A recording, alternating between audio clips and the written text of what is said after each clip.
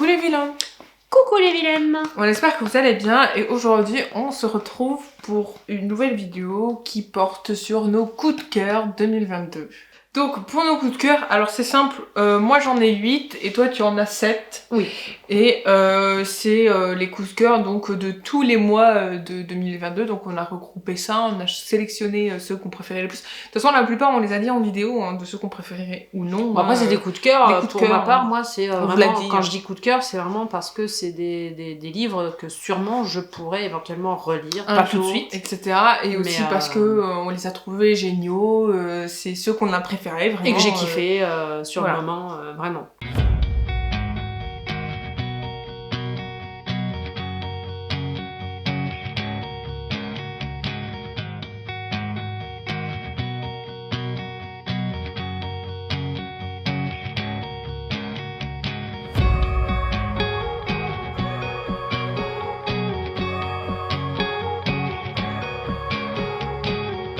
Donc les deux premiers, donc mon premier et son premier, c'est du même auteur, c'est ceux de Luca Di Fluvio. Pour moi c'est Le Gang des rêves et moi, toi... Les prisonniers de la liberté. Exactement, donc ceux-là c'est nos... On vous les mettra là. Ne vous inquiétez pas, ils apparaîtront. Donc ça, si ça peut vous donner des idées, parce que là c'est vraiment une sorte de récap de nos coups de cœur de l'année. Si ça peut donner des idées à certains qui ont envie de changer un petit peu d'auteur ou autre, parce qu'on peut s'essayer, et moi c'est ce que je fais de temps en temps, j'essaie d'écouter certains conseils de certains, des abonnés ou de mes filles, et voilà, donc je m'essaye, et Luca Di Fluvio en est un d'ailleurs, voilà, un conseil, et j'ai kiffé, mais vraiment gravement. On est d'accord. Ensuite, moi, vous êtes sur le portable de Sam de Destin Tao, que j'ai énormément aimé. Je sais que beaucoup l'ont pas forcément apprécié, etc. Alors oui, c'est un young adulte, même beaucoup plus jeune. Moi, j'ai bien aimé les émotions, etc. qui ont été décrites, exposé dans le roman, j'ai beaucoup aimé. Enfin bref, je trouve que c'est un roman quand même qui décrit pas mal d'aspects qu'on voit pas forcément dans d'autres livres. C'est une lecture d'ailleurs que je m'essaierai cette année. Je sais que beaucoup l'ont pas aimé parce que voilà, eux ils ont rien ressenti, tout ça. Moi ça m'a touchée. J'ai pas forcément pleuré, etc. Mais j'ai ressenti ce qu'on pouvait ressentir. C'est très bien décrit. Le fait que quelqu'un, un de vos proches meurt, etc. Enfin, je veux pas vous étaler. On va pas foutre le mot rose dans la vidéo. On va mettre le scène. Donc voilà, mais je l'ai beaucoup aimé, donc il fait partie de mes coups de cœur. C'est un livre sur les émotions. Franchement, moi je le relirai plus tard. Ça c'est sûr, parce que il fait quand même réfléchir ce livre. Hein. Bien sûr. Mais bon voilà, je l'ai mis dans mes coups de cœur et il y restera pour l'instant. Moi, pour ma part, c'est le début de la saga que j'ai vraiment adoré cette année. En fait, c'est la saga de l'année pour moi, on va dire. C'est faux, il y en a une autre. Oui, mais celle-là, je la commence. Non, mais mais celle-ci, c'est vraiment celle de l'année. C'est vraiment... je veux dire, par rapport ne serait-ce qu'au nombre de pages, c'est des livres c'est des tomes que je dévore, et vraiment j'arrive pas à le lâcher, je commence, et non mais c'est vrai, c'est addictif. C'est Outlander, et vraiment ouais, je vous le conseille à 100%. Il y a vraiment de tout dedans, il y a de l'amour, il y a des émotions, il y a des temporalités, donc pour ceux qui aiment l'histoire, c'est génialissime. Et puis il y a un petit peu de fantastique, puisque le processus qui est abordé dedans, la façon dont c'est fait, dont l'histoire se crée, c'est aussi du fantastique, puisqu'on sait très bien que ça peut pas exister, bref. Donc je vous invite fortement à découvrir si vous l'avez pas déjà fait. Ouh, j'ai eu du mal. Ensuite, moi, mon troisième coup de cœur, c'est Hortense de Jacques Expert, que j'ai eu la chance de savoir le fin mot de l'histoire, et c'est vrai que du coup j'en suis pas honorée mais presque, et du coup je l'ai beaucoup aimé, et c'est vrai que c'est un roman que j'ai apprécié, un trailer que j'ai beaucoup aimé, donc forcément il est obligé d'être mon coup de cœur. En tout cas, il fait partie des livres que tu seras peut-être amené à relire. Oui, surtout qu'en plus maintenant j'ai bien la belle et adorable fin de ce livre. Donc c'est agréable de pouvoir je suis plutôt terminer contente. sur une bonne note. Non, c'est vrai. Hein. C'est ça. Moi, je suis plutôt contente. J'ai eu la fin. Oui, puis c'est un auteur vraiment abordable. Il nous a adressé la fin avec bienveillance et franchement, c'était cool de C'est sa vrai, part. oui. Et franchement, moi j'ai beaucoup aimé. Et n'hésitez pas, alors je sais que vous pouvez rester sur votre faim, je sais ce que ça fait sur ce livre.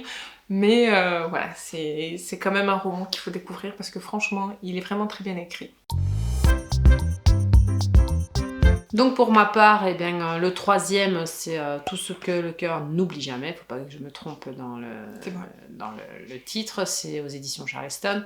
Et c'est vraiment un livre qui m'a touchée. Bon, pas déjà par le thème que j'aime beaucoup lire, c'est la Deuxième Guerre mondiale. Mais là, on passe sur une quête d'identité et ça a été génialissime, quoi. Ça touche la généalogie, l'identité de soi-même, sur 2 temporalités, une petite fille, vraiment c'est tout ce que moi j'aime, en tout cas, là je parle personnellement.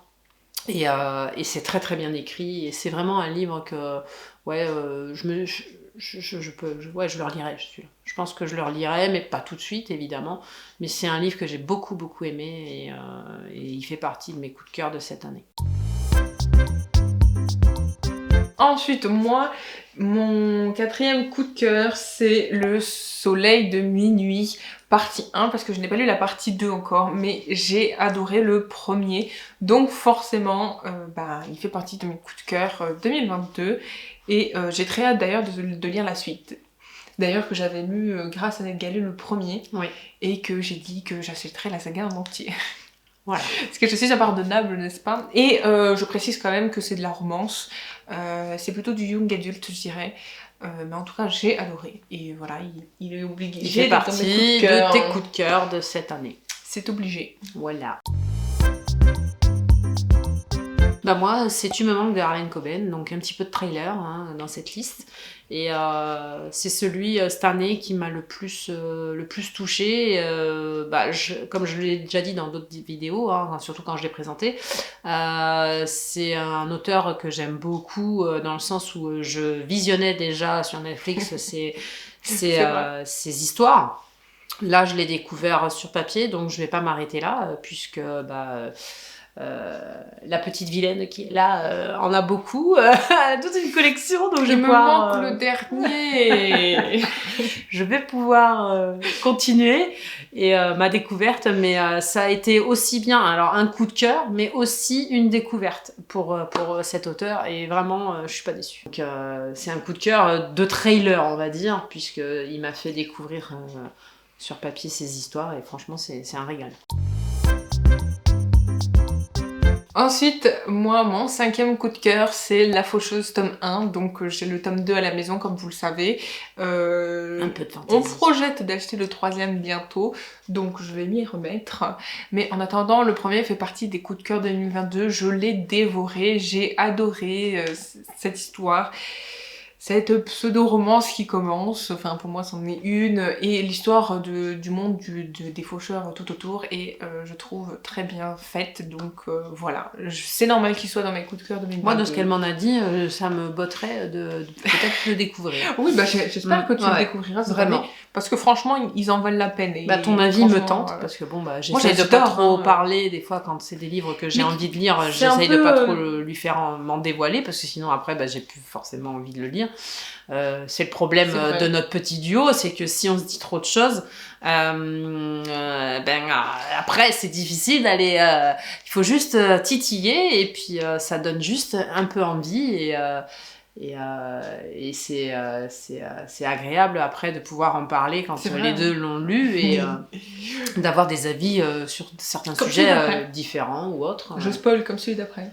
Ouais, bah, celui d'après, j'essaye de pas trop ouvrir ma bouche, mais c'est difficile parce Mais que... tu sais pas lequel c'est celui d'après. Si, bah, pour le mien, voilà, j'ai envie que les membres de la famille le lisent, mais je peux pas trop en dire, Oui, c'est pour vrai. pas trop les dégoûter, pour pas trop non plus qu'elle n'ait pas envie de le lire. Mais ça hype quand même. Oui, et je lance des petites brides comme ça de temps en temps. Je dis il a fait ça, mais bon, faut pas trop en dire.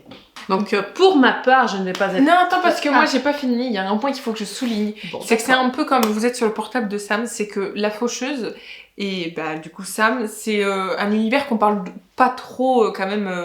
C'est l'univers de la mort, on va pas se mentir.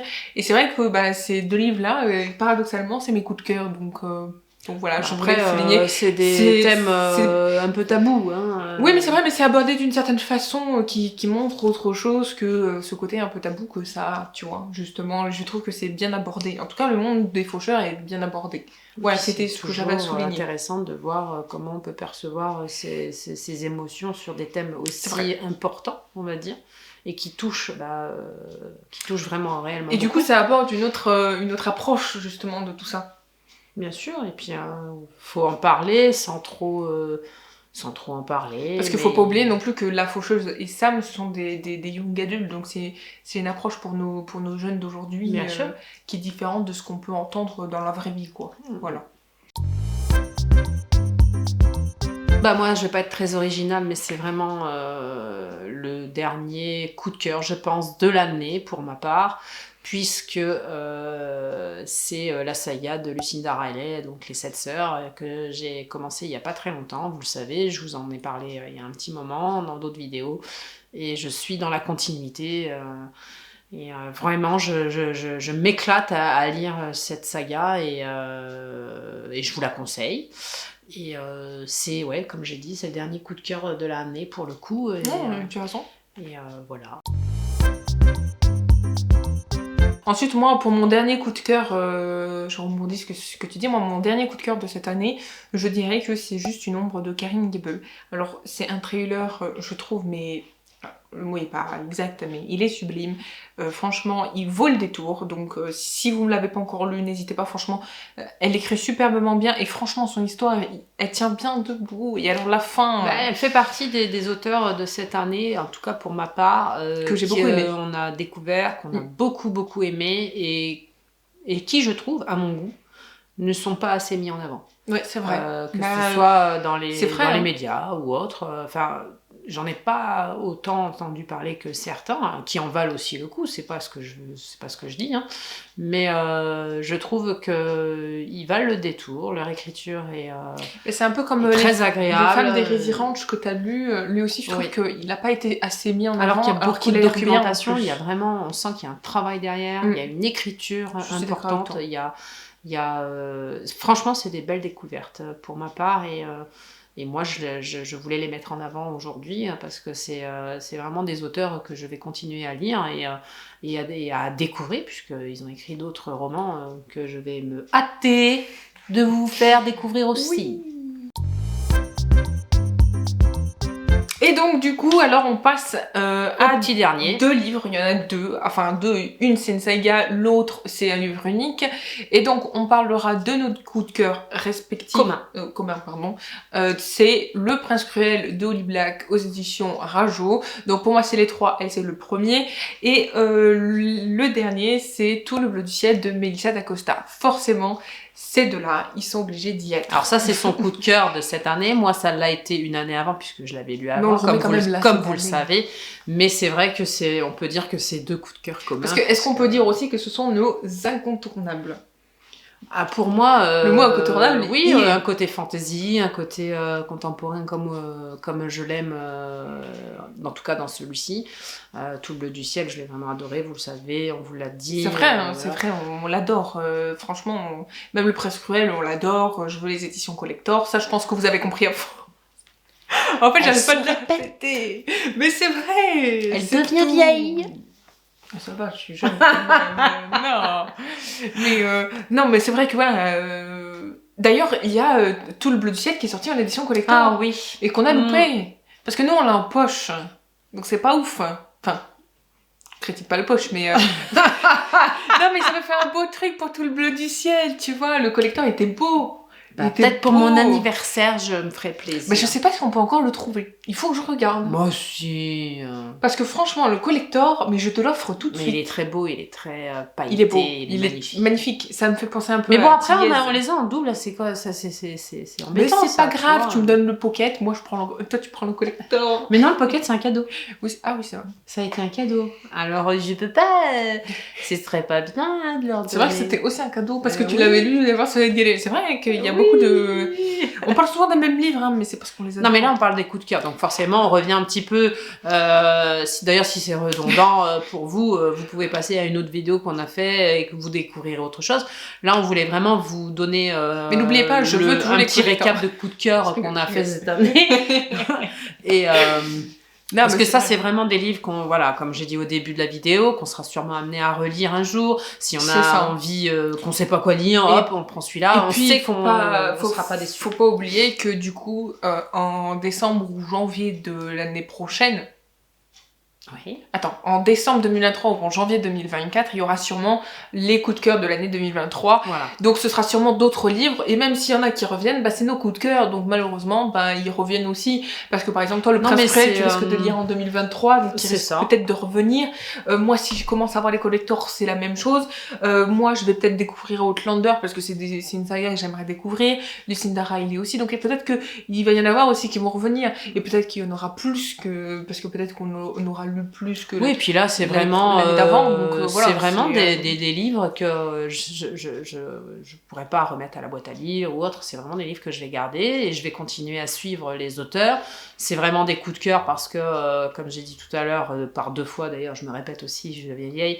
C'est pas grave. C'est des livres qu'on sera amené à relire, mais c'est surtout des livres qui nous ont fait vibrer. Moi, ça. pour ma part, quand on parle de Tout bleu du ciel, ça m'a fait vibrer... plein d'émotions, aussi bien ça m'a fait haut en bas, il y a vraiment une tout ce qu'on aime.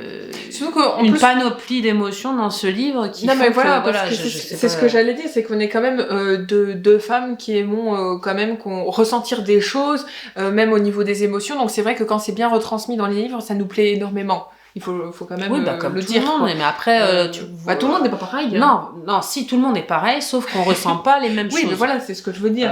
Il y a une autre personne avec qui je vais parler de Tout bleu du ciel, si ça se trouve, pour elle, il a été vulgairement voilà. à chier. Moi, je sais que il m'a plu de par déjà le début, du what the fuck, de l'histoire.